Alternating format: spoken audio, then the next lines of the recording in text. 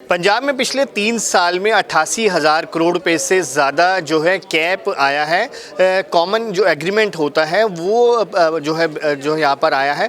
जिस तरीके से पिछली सरकारों में एमओयू की बात होती थी, लेकिन आम आदमी पार्टी सरकार में कैप की बात हो रही क्या है, इसके बारे में बात करते हैं। इंडस्ट्री मिनिस्टर हमारे साथ है। तरुण जी, पिछली सरकारों में हमेशा एमओयू को लेकर चर्चा होती थी कि इतने करोड़ों का एमओयू हो गए, लेकिन वो असल में धरातल पर तो नहीं आते थे। आपकी सरकार में लगातार जो है इंडस्ट्री को प्रमोट करने के लिए काम हो रहे हैं। अब कितना जो है 3 साल के अंदर जो है नई इंडस्ट्री आप लेकर? सर देखिए, एक चीज़ होती है, पहले सरकार की नीयत और नीति पता होनी चाहिए। हमारी जो आम आदमी पार्टी की गवर्नमेंट है पंजाब के अंदर, इसकी नीयत और नीति बिल्कुल ट्रांसपेरेंट है, साफ़ है। हम क्या चाहते हैं कि देखिए, एक होते हैं एमओयू 20 स्टेट 20 लोगों से रोज़ साइन करती हैं, जिसकी कोई वैल्यू नहीं होती। वो तो मेमोरेंडम ऑफ अंडरस्टैंडिंग है, आए ना आए उस पर आप बाउंड नहीं होते। वो एक दिखाने को है पब्लिक में कि जी हमने इतने एमओयू साइन कर लिए। हम पंजाब में एमओयू नहीं, हम कैप साइन करते हैं, common application forms. Common application form उसी समय मतलब फाइल किए जाते हैं जब लोग यहाँ पे जगह परचेज़ कर लेते हैं। परचेज़ करने के बाद में वो इनिशियल स्टेज पे स्टार्टअप हो जाते हैं, उस समय कैप फाइल होता है।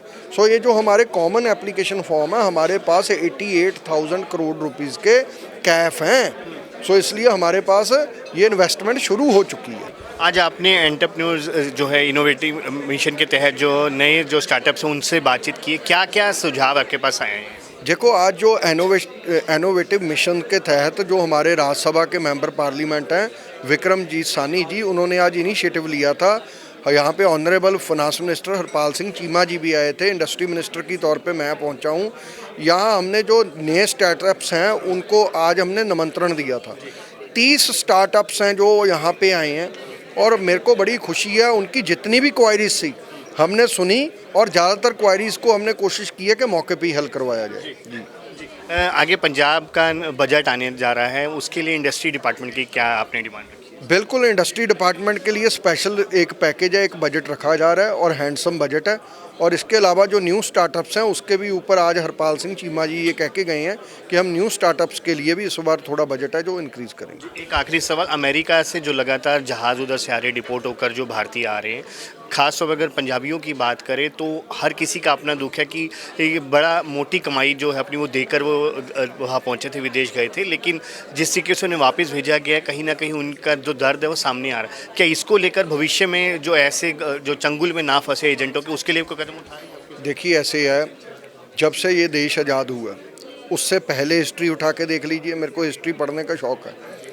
उससे पहले हिस्ट्री उठा लीजिए, उससे बाहर की हिस्ट्री उठा लीजिए। Migration is a common process, ये चलती आ रही है, ये रुकेगी भी नहीं।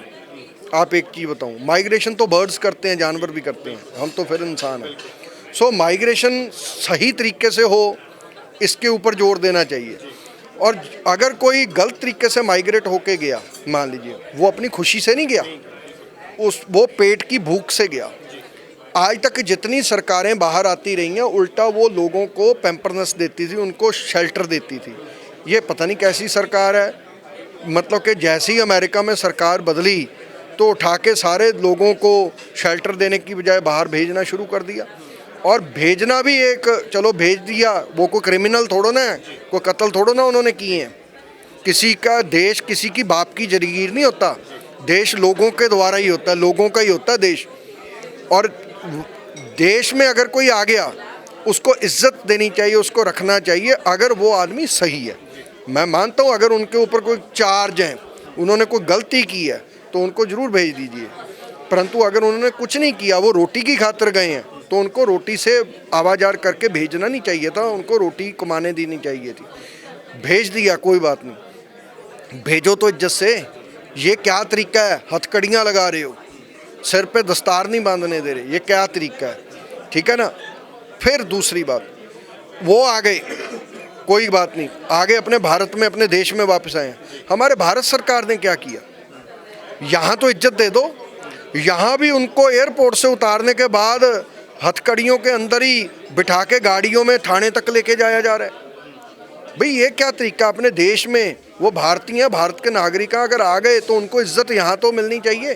फिर तीसरी बात, पंजाब ही क्यों जी, पंजाब के 30 जवान, हरियाणा के 33, गुजरात के 33, इस बार जो आया ये जहाज, इसमें तो पंजाब के बहुत कम है, सारे है ही बाहर की स्टेट के हैं। मेरे को ये हैरानी हो रही है कि सारी स्टेटें छोड़ के सिर्फ पंजाब को बदनाम करने के लिए हमारा अमृतसर एयरपोर्ट ही चुना गया है, कोई और एयरपोर्ट नहीं है। एक चीज़ बताइए, और कहते हैं जी कि अमृतसर एयरपोर्ट जी नज़दीक पड़ता है। भाई साहब, अगर एयरपोर्ट अमृतसर का नज़दीक पड़ता, मान लिया, फिर अगर तो इंटरनेशनल फ़्लाइट जानी है तब तो जाएगी इंदिरा गांधी इंटरनेशनल एयरपोर्ट से, वो फिर दूर भी चल जाएगा। अगर उतरनी है फिर वो उतरेगी अमृतसर में, क्योंकि नज़दीक पड़ता है। वाह जी वाह, ये दोहरी राजनीति, बदनाम करने की कोशिश है शरेआम। सो इनको अपने मंजे के नीचे ना सोटा फेरना चाहिए। ये पंजाब को जो बदनाम करने की कोशिश कर रहे हैं, पंजाबियों ने इस देश की खातर 90% कुर्बानियाँ दी हुई हैं। पंजाबियों के खून से ये देश की मिट्टी आज भी लाल है।